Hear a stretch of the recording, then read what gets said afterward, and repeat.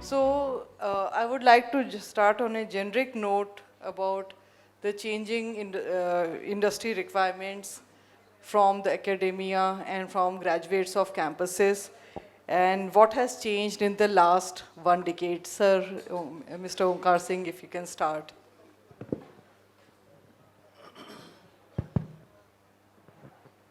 So good afternoon to all of you. The point which you have raised for and in which you want my intervention, that is how academia has changed and how industry has changed. Say change is perennial and it has to happen all the times. The consistency with which education system has been functioning, that's by and large there. But the perspective with which industry is moving today, that has changed a lot.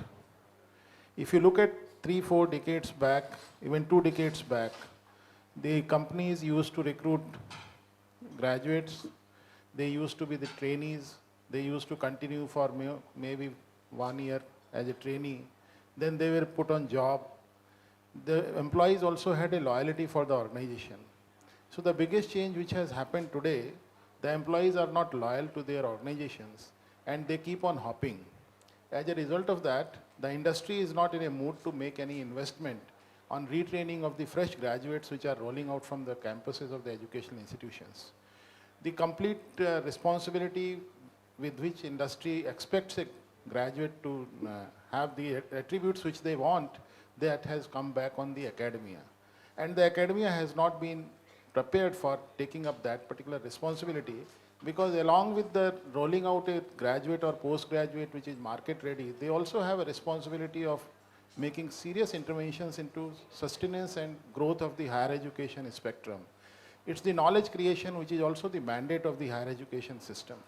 So there has been a conflict and this conflict will continue, and today there is a situation where industry is also coming forward. They are offering certain customized programs, short duration training programs are being designed by them for suiting to the current requirements. But the challenge is that will this only suffice the purpose? If we get rid of certain courses to accommodate the courses which are being offered by the industry, we may be in a position to put our kids on job, they will be job ready, but at the same time certain gaps may be created because certain things are to be taken out from the curriculum. So we have this particular trade-off has to be exercised very carefully. The industry's expectations to get a job-ready graduate or postgraduate, the academia's responsibility to be part of the knowledge creation and commitment to add value to the human resource.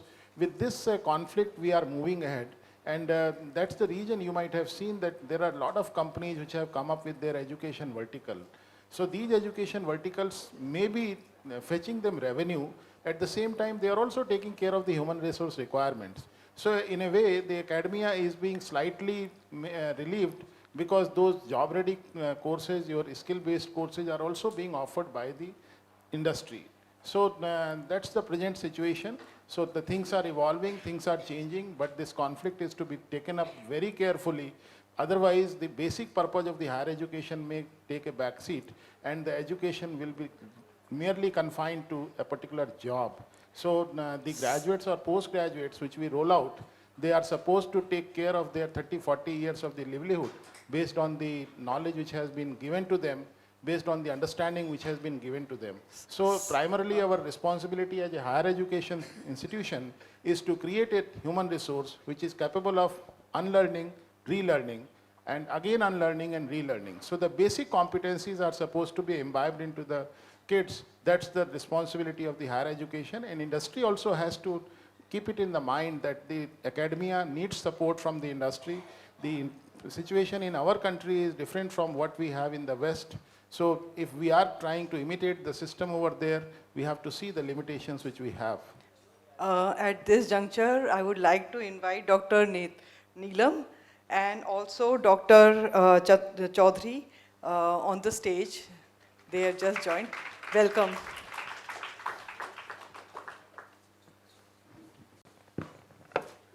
And thank you, Dr. Singh, for your opening remarks. We just started.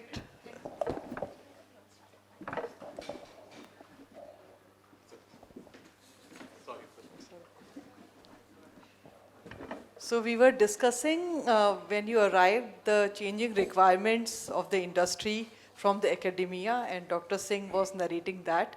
And now I would come to you, Dr.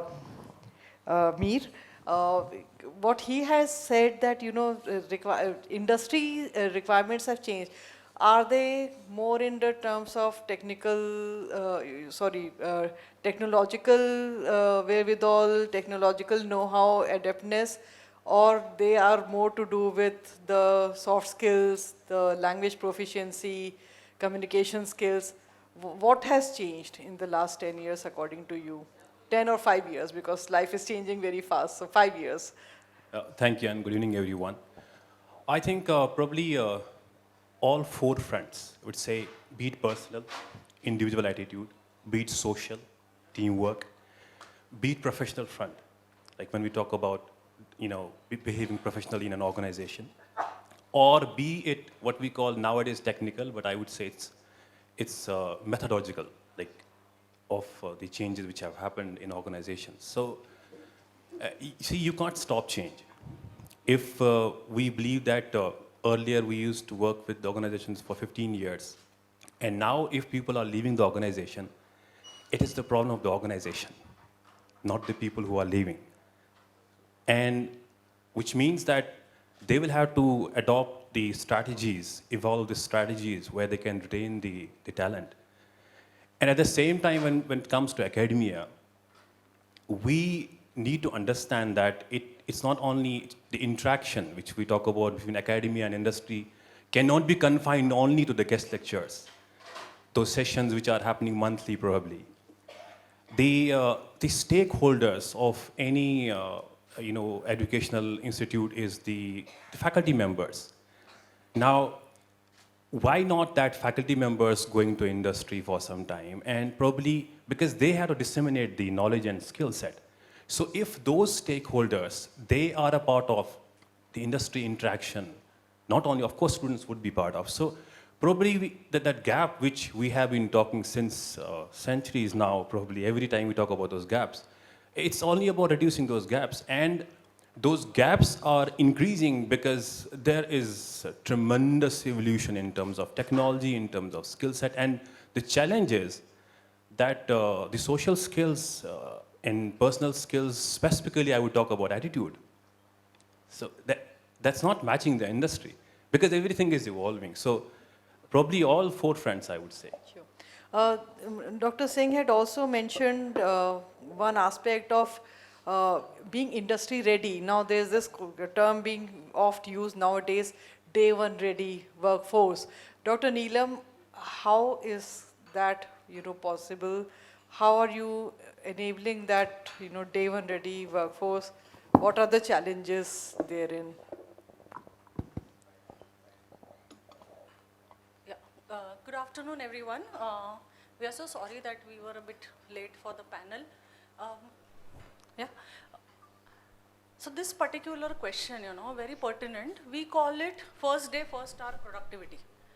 And it is important that the industry looks at our students as being productive on day one of the organization. And the way we bridge this gap is by putting across to students one important concept of, see, till you get educated, you are paying. But the moment you get into a job, you are getting paid. And so it is important that the person who's paying you, you be productive for that individual right from the first day you enter the job market. And to make the students industry ready, we do a lot of live projects with the industry. So industry comes and gives them real-time business problems through which they understand what is the requirement.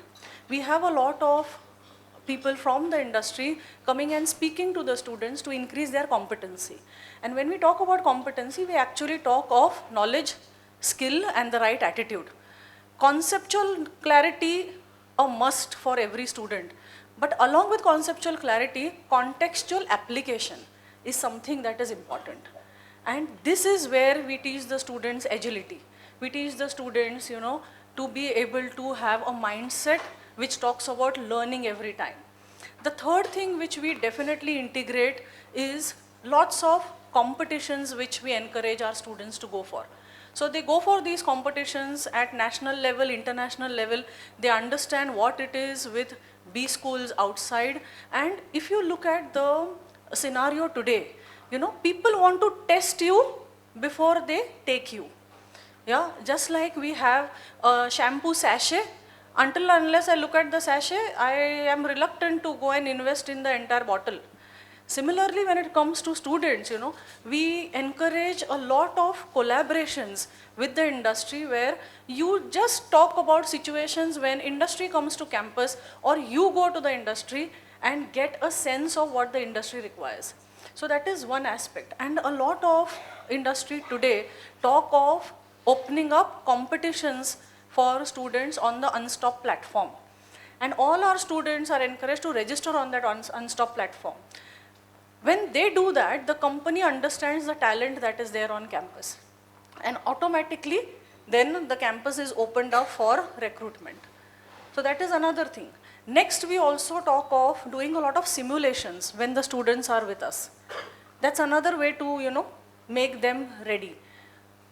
Fifth important aspect is we encourage, of course, internships. Every MBA student today talks of doing a 2 months or 3 months of internship with the corporate while they are here. So at our institute, basically, you know, we talk of making the student fit to the industry he wishes to get into. And for any institution, higher education, see, if a school education lasts for around 16 to 18 years, higher education is only in the life of a person for 2 years. And those 2 years in most cases are terminal degrees which students have. So what do we do? The material which we get, you have to make it into a finished product. And we choose the right raw material. We encourage the process in terms of developing this material into the finished product. And we make it a point to showcase the talent to the right industry. So these are various things we do in order to keep the students in line with the industry expectations. I will be talking more about industry exposure with other panelists also. You have started the right, discussion. Moving to Dr. Choudhary, in the present, last few months, in fact, before you came, I was talking to a few students here about the industry requirement you have touched. Dr. Choudhary, I would like to know, in the last few months, there has been so much of discussion about 70-hour work rule, 90-hour work ethos. As an academic, what is your feedback on that, and how are students taking it on the campus? How would you suggest students to transition to that kind of work culture where, those long hours also might lead to immense stress and work pressure? Thank you so much. It's a wonderful thing that you have raised up.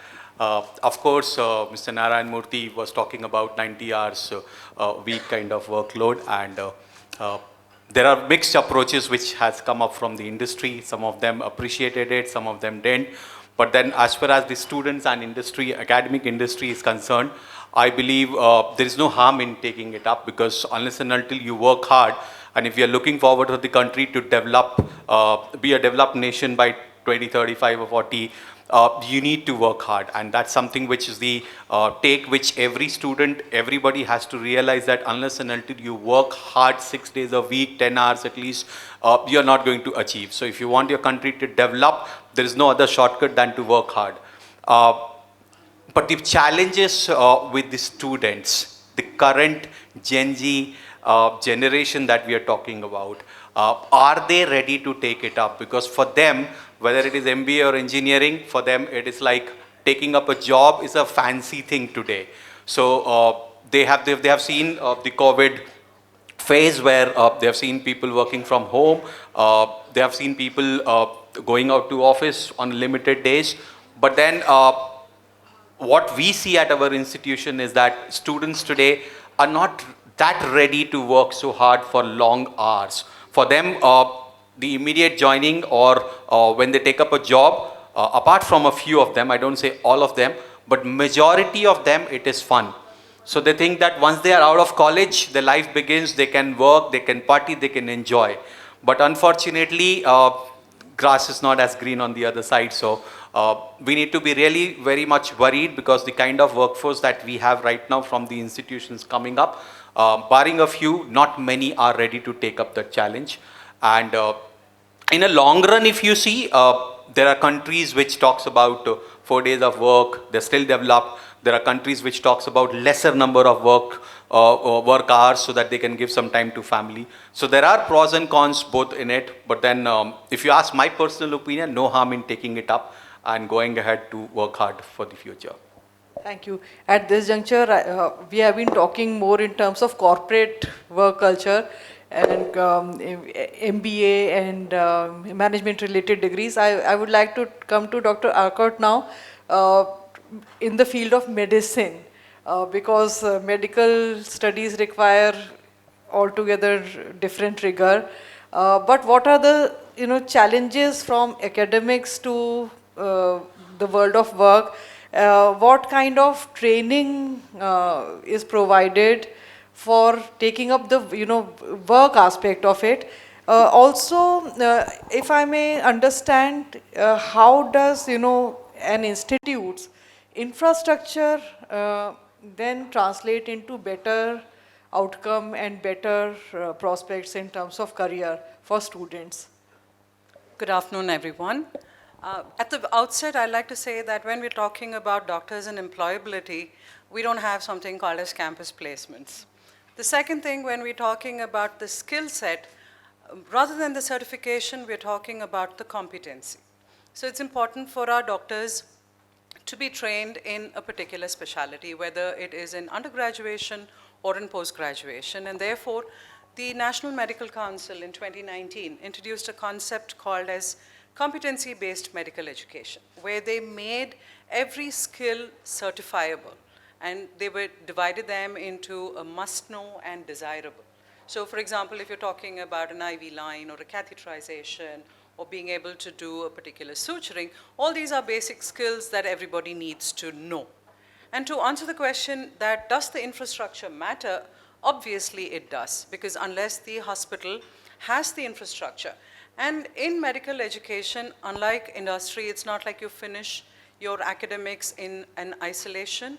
You find that from the third year, they start going into the hospital. So they understand the requirements and the rigors of the hospital environment, but how much are we able to certify that the graduates and the postgraduates who come from our school are competent is a measure of how the schools devote energy and effort to this. Now, if I'm going to talk about a school that takes pride in the fact that their graduates are competent, we introduce a system of what is called as entrustable professional skill. So which means it's a graded process by which in the first year they're able to do up to this level, and then the second year they're able to do that. And by the time they come to their third year, they are competent, and we are certifying that they are competent. Now, how do we get them to that point? And that's the area where we've now taken recourse to skill simulation and skills lab. Obviously, our patients today don't want to be guinea pigs for budding doctors. So it is important for us to have high-fidelity mannequins, high-fidelity task trainers, to have these opportunities for them to experiment, practice on these real-life scenarios, so that by the time they are actually confronted with a life situation, they are competent.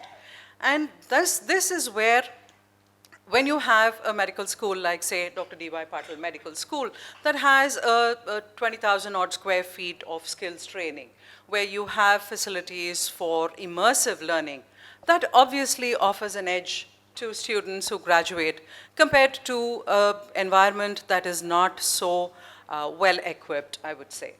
And the very last thing, when you had spoken about the communication in this context, about we assume that doctors speak well. We assume that doctors actually communicate the risks and the complications. But very often, when we go through the entire process of telling a patient attender, your father is on a ventilator, he's on IV fluids, he is on respiratory support, his heart is not doing well. You know, we list out the entire list of problems that the patient has, and invariably, the very last thing that the attender says is, there's no risk to life, right? And that just defeats the entire purpose of all that we were talking about. And so this ability to communicate is also now being taught in medical schools. So we have what is called as an 8COM curriculum, attitude, ethics, and communication, where we are formally teaching medical graduates how to communicate, what are the points to dwell on, how do you understand that the relative has understood all of what you have said. So all of this is actually happening in a much more crystallized and formal way. Thank you. That was wonderful insight into how the medical fraternity operates. Coming back to the issue that Dr. Neelam had raised about industry exposure, I would like to know from my fellow panelists about the kind of exposure, industry interaction and exposure should be provided. Because talking to a few HR experts over the years, I got this feedback that 8 weeks of internship doesn't really suffice. It's typically just a matter of checklist that the student gets his certificate at the end of 8 weeks without having really understood or contributing meaningfully. So, Dr. Meer, I would like to know from you, what are you doing in terms of alternative ways of providing industry exposure? Yeah, I think it's a probably a problem which is there, that, you know, what sir said rightly, that the training has almost vanished. Like we used to have trainings in industry once the graduates would join industry, but that's not now. It has reduced almost for, you know, I would say nil.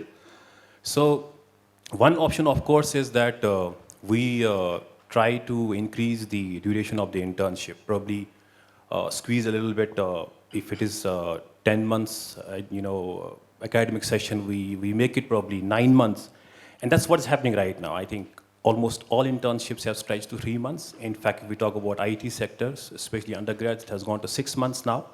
And without 6 months internship, they don't accept it. So that is one thing which is happening. Second is that live projects in the industry, which we have increased and which we should increase. And additional certification courses, of course, they will have to be taken. But as you know, that gap, how to minimize that gap, it's important that both the stakeholders, like we see, if you try to call an industry person probably 10 years back, happily they would come. But if you ask right now, they also don't have time. I mean, it's very difficult to get them. You may get them for an hour session, and fine, that would work some way. But that actual interaction is not happening. I'm talking about not the guest lectures where 200 audience are sitting, probably a classroom session taken by the experts. So it has gone away. There is auditorium, 300, 400 are sitting, and somebody is coming and giving a session. What would be the impact and outcome? That's not happening. And moreover, when you evaluate the examination system, you have still the traditional system of evaluating. We talk about outcome-based education, but is it actually happening? That is the question. Because industry wants some outcomes. Unless those outcomes are measured in the evaluation examinations, how would you say it has matched? See, you say, we all say that, you know, we are doing industry interface, all that, but then if the evaluation system is not in line with the outcomes being measured, what industry wants, how would it happen? You know, Dr. Rekha ma'am talked about, they have those, I would say probably the credit system you have there, that these skills are required, essential skills.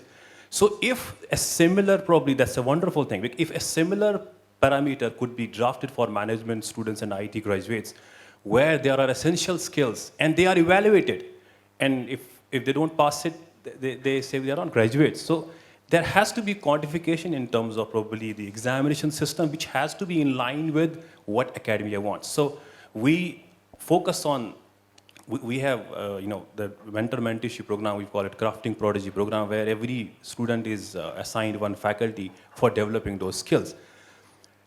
But again, since when you are an university affiliated institution, you are bound to follow the examination system of the university. So you don't have choice there. So what you do, you provide additional skill-based certifications. But do all students take it seriously?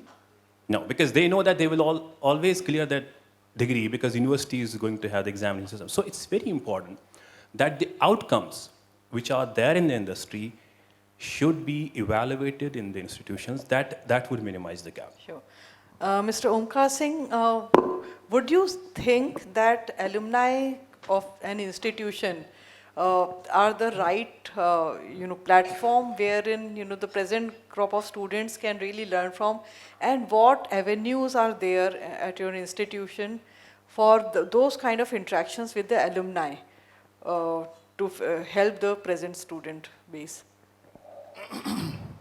See, this university where I am coming from, that's primarily a affiliating university.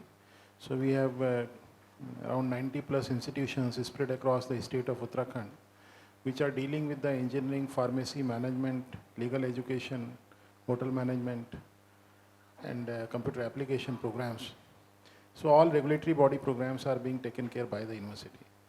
The point which you have asked me to intervene, that is the role of alumni, definitely it is there. The role of alumni is always there, just like a student when he or she enters into a campus in first year, they look towards their second year, third year and fourth year seniors. Similarly, those who graduate out, they also look for their seniors. And if somebody is there to handhold them, that will definitely make a big support to, it will offer a big support to each of the students from that particular institution. As per the mandate, the universities and the government has also been constantly asking the institutions to have their alumni structure. And majority of the institutions today have the alumni associations. They also do their job. They hold alumni meets. But at the end of the day, the one whom you are depending upon should also be capable of helping you out. The kind of alumni base which a 50, 40, 60-year-old institution will have, that's going to be different from an institution which is quite young. And the way education, higher education has expanded in recent years, and with the targeted gross enrollment ratio, it's a big challenge for each one of us to rely on the alumni, because they will not be there in majority of the situations in a position to handhold and support anyone. So the alumni is something which can be relied upon, but at the end of the day, it's the competence which the institutions need to generate in the students. And I will also like to intervene on the earlier point that was pertaining to the internship. See, it's a pain point for every higher education institution that the students which are going into industry, they are not job ready, or industry is not ready to take them up. And we keep on relying on the internships. So for the startups, these interns are a kind of human resource which they use for their purposes. And after their purpose is over, they are of no utility to them. That's one aspect. Second aspect is, why do we need internship for such a long period? Somebody says we are going for 2-semester internship. Somebody says we may go for 3-semester internship, or even 1-semester internship, or 10 weeks or 8 to 10 weeks is mandatory in the professional programs. So this internship purpose is to just expose you to real life environment. But if you look at the curriculum, all the curriculums have been reasonably defined, as they have been developed, and they have the laboratory part. See, the kids who are sitting over here, if they look back to the class 10 and class 12 education, perhaps the laboratory exercises are taking a back seat. In various schools, you do not have the labs being performed. It's only for the sake of passing out the examination. That's the harsh reality. Somebody may criticize me, but I have seen a lot of schools where the labs are not being conducted. So eventually the handhold and the hands-on experience and the kind of practicing the theory which you have seen in the classroom or which has been taught to you, that gets missed out. Similar thing happens in the formal education, in the higher education segment. There also we have the tutorials, we have the laboratory part, so they are by and large becoming ritualistic. So the students do not design their experiments. Say when you are taught a particular subject, if you design the experiment and perform it in the way it has been conceived, perhaps you will be getting exposed to the all nuances which are there in that particular subject domain.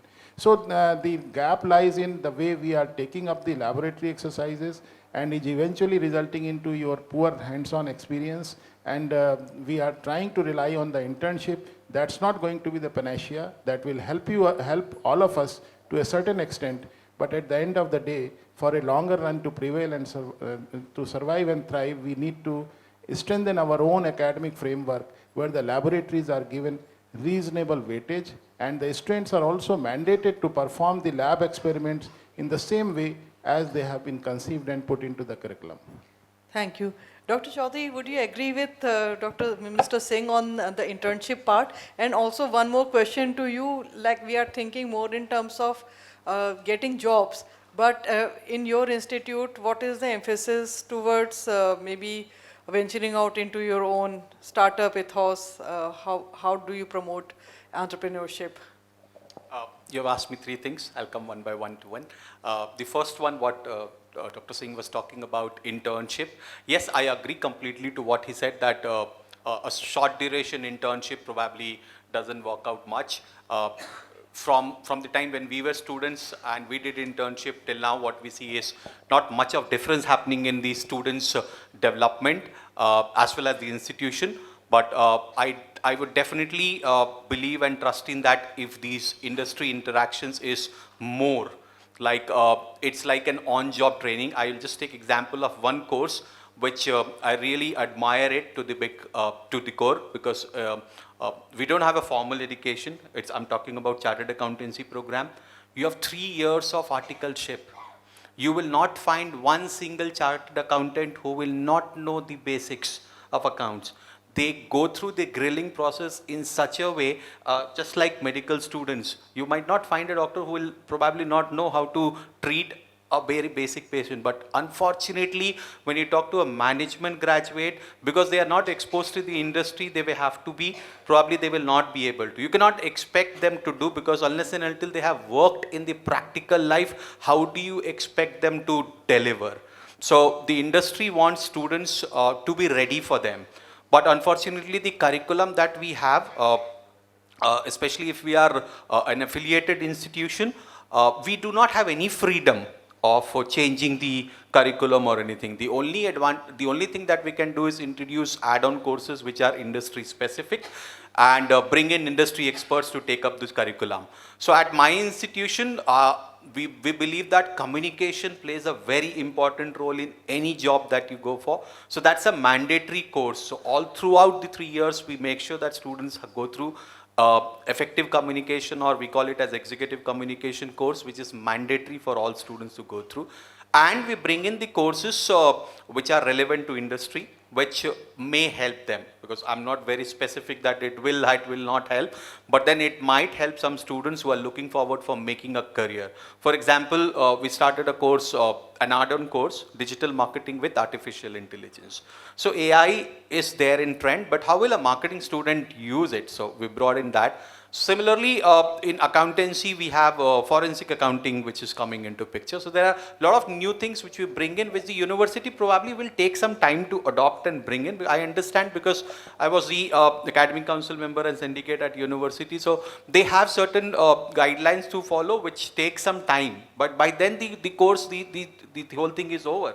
So that takes time. So that's my first Second part of yeah, second part of it, you asked me, was with reference to entrepreneurship. If we want, and I started with that itself, if we want our country to develop, the best thing is to create entrepreneurs. We need people who can create jobs rather than who can seek job. So if you want to really grow as a country as a whole or as an institution, entrepreneurship is the best way to go. I don't know how, but every institution should make sure that you imbibe in the students to start something on their own rather than looking forward for. There are a lot of initiatives being taken by government, AICT, UGC, and at university levels, and it has changed in last 10 years of time, to be very frank. So every college, every institution has its own incubation cell. If we really emphasize on them and put the students into the forefront, again, exposure is important. If you are able to do that, nothing like that, the country will develop. Okay, and You had the third question as well. In the interest of Okay, time, I'll have to. it's all right. Thank you. Dr. Arcot, based on what the feedback from other panelists, what are some of those similarities that you see in the field of medicine in terms of challenges and way forward? Yeah, I think a common denominator across is that it's a changing world. And today we need to equip our graduates to face and to thrive in this changing environment. So some of the skills that we are incorporating as we train, not just competency in the core areas, we also have incorporated something called as the district residency program, where they actually go and serve in rural areas to understand how to work with limited resources, as against a tertiary care hospital like D.Y. Patil, where you have everything. How do you work in low resource setting? The second thing that we're teaching them is to teach them the basics of research methodology and to develop critical thinking, because we want them to be medical scientists as well and to have that insatiable curiosity to find out how things work and how things could be better.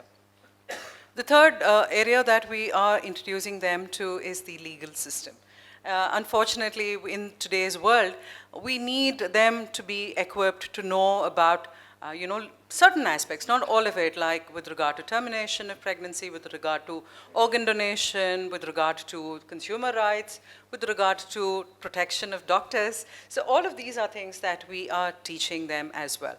We're also incorporating lessons in finance, because like the point that we were talking about entrepreneurship, you do understand that a lot of doctors choose to go into private practice. And while, traditionally, they used to make money, they're not very good at investing, and they're not actually having sound knowledge. So that's also something that we are introducing. And regardless of whether, the curriculum permits it or includes it, I think as educators or administrators in education, it is important for us to identify these niche areas and offer it to these students. Whether all of them need it, whether all of them are going to use it is going to be something very different. But the importance of giving them exposure to all of this, I think, is vital. And the very last thing is that when we spoke about the context of alumni, we develop a huge and strong alumni networking, because a lot of our students like to pursue higher education abroad. So whether it is in the US or in the UK, the presence of a robust alumni system where your seniors have gone, they have faced the difficulties and they're able to handhold and guide, I think makes a big difference. Dr. Neelam, in 3 minutes, I would like you to share your thoughts on what your co-panelists have said, because I'm very keen that some questions are taken up because there's a large student base here. Okay, so I'll talk about first what Dr. Pankaj spoke, where he said, yes, hard work is important, but with today's generation, I feel it's important to take life sincerely than taking it very seriously. Hard work is important, yes, no doubt, but I think smart work is more important. Next, when it comes to the commitment piece, this generation is moving definitely from organizational commitment to occupational commitment. Today we meet our alumni with 10 years of industry experience. They've switched 3 companies. They're very passionate about what they're contributing, but they need not contribute towards the same organization. So people have shifted the commitment definition. Next, when it comes to the piece which Dr. Maroof spoke of, where are we really talking about outcome-based education? Yes, at my institution, definitely, because we've gone a little higher and talked about assurance of learning. So if I have to teach my students critical thinking, I know exactly that I need to take a case study in class in order to understand and develop critical thinking. If I talk about presentation skills, I know the students need to be given presentation by way of an assessment. If I talk about collaboration, then I know that a project needs to be given in a group. So definitely we look at the outcomes that we want to achieve and accordingly work backward and talk of, so what should be my pedagogy and therefore what should be my evaluation. So that is something we've integrated very strongly in our system itself, which we call as assurance of learning. Next very important, which you all spoke of, is the internship. I absolutely don't agree that the internship should be for a lesser period of time, because in 2 months, of course, we also at MBA level give 2 months of internships. But how do we integrate it more? We have started this concept of experiential learning. Every credit has 15 hours. Instead of having classroom teaching for 15 hours, 20% of that becomes experiential learning. So automatically they are doing some project with the industry. Plus, if the student gets an internship opportunity in the month of July or August, the student is going only in the month of May or April, for the internship. In between, what do? They go to the industry and talk about some projects in the industry which has chosen them.